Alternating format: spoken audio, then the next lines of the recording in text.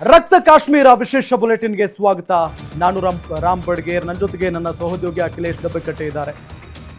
ಭೂಲೋಕದ ಸ್ವರ್ಗ ಅಂತ ಕರಿತೀವಿ ನಾವು ಕಾಶ್ಮೀರವನ್ನ. ಆ ಕಾಶ್ಮೀರ ಅಕ್ಷರಶಃ ಈಗ ರಕ್ತ ಕಾಶ್ಮೀರವಾಗಿ ಹೋಗ್ಬಿಟ್ಟಿದೆ.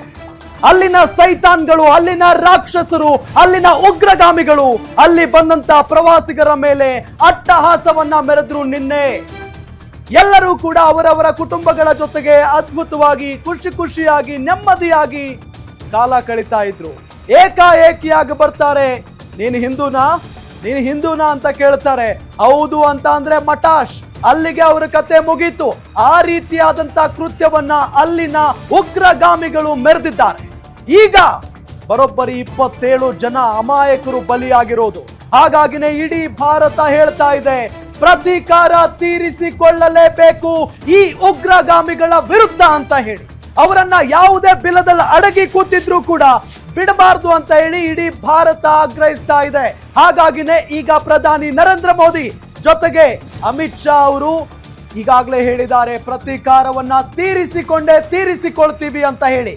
ಆ ಕ್ಷಣಕ್ಕಾಗಿ ಇಡೀ ಭಾರತ ಕಾದು ಕೂತಿದೆ. ಜೊತೆಗೆ ಪ್ರಧಾನಿ ನರೇಂದ್ರ ಮೋದಿ ಅವರು ಈಗ ಸಭೆಯನ್ನ ಕೂಡ ಕರೆದಿದ್ದಾರೆ. ತುರ್ತಾಗಿ ಅಮಿತ್ ಶಾ ಅವರು, ಅಜಿತ್ ದೋವಲ್ ಜೊತೆಗೆ ರಾಜನಾಥ್ ಸಿಂಗ್ ರಕ್ಷಣಾ ಸಚಿವರು ಇವರೆಲ್ಲರೂ ಕೂಡ ಸಭೆಯಲ್ಲಿ ಭಾಗಿಯಾಗ್ತಾರೆ. ಈ ಸಭೆಯಲ್ಲಿ ಯಾವ ರೀತಿಯಾಗಿ ಪ್ರತೀಕಾರವನ್ನ ತೀರಿಸಿಕೊಳ್ಳಬೇಕು ಅನ್ನೋದರ ಬಗ್ಗೆ ದಿಟ್ಟವಾಗಿ ಒಂದು ಚರ್ಚೆ ಆಗುತ್ತೆ. ಒಂದು ನಿರ್ಧಾರಕ್ಕೆ ಉಭಯ ನಾಯಕರು ಬರ್ತಾರೆ.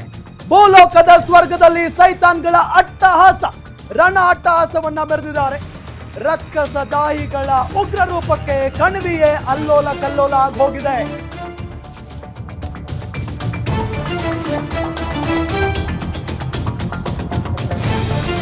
ಅಟ್ಟಹಾಸ, ನರಮೇಧ, ರಕ್ತ ಪಿಪಾಸುಗಳ ಆಟಾಟೋಪ, ಅಮಾಯಕರನ್ನೇ ಗುರಿಯಾಗಿಸಿಕೊಂಡ ನರಹಂತಕರು.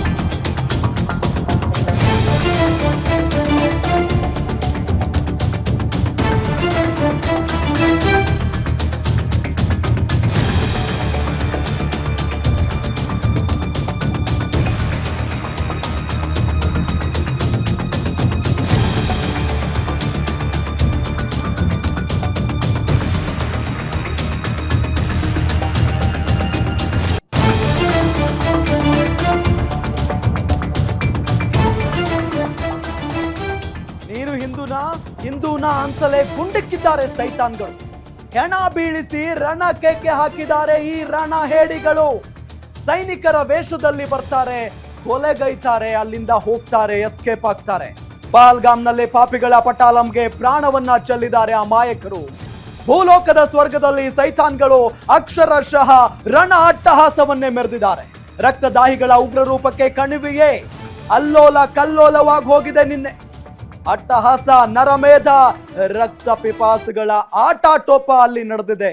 ಅಮಾಯಕರನ್ನೇ ಗುರಿಯಾಗಿಸಿಕೊಂಡು ನರಹಂತಕರು ಅಲ್ಲಿ ಅಟ್ಟಹಾಸವನ್ನ ಮೆರೆದಿದ್ದಾರೆ. ಇಷ್ಟು ವರ್ಷಗಳ ಕಾಲ ಇದೇ ಉಗ್ರಗಾಮಿಗಳು ಅಲ್ಲಿನ ಯೋಧರನ್ನ ಟಾರ್ಗೆಟ್ ಮಾಡ್ತಾ ಇದ್ರು, ಅಲ್ಲಿನ ಸ್ಥಳೀಯರನ್ನ ಟಾರ್ಗೆಟ್ ಮಾಡ್ತಾ ಇದ್ರು.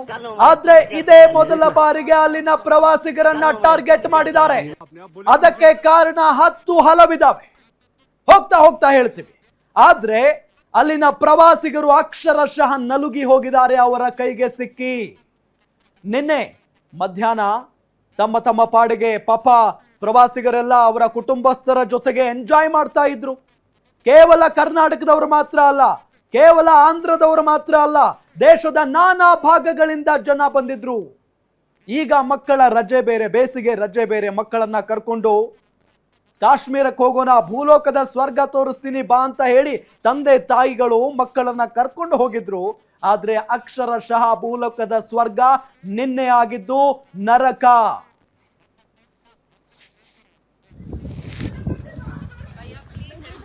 क्या हुआ इसको, क्या हुआ? अपने आप बोलिए ना मुझे, क्या हुआ इसको, क्या हुआ? हाँ, ओके, डोंट वरी।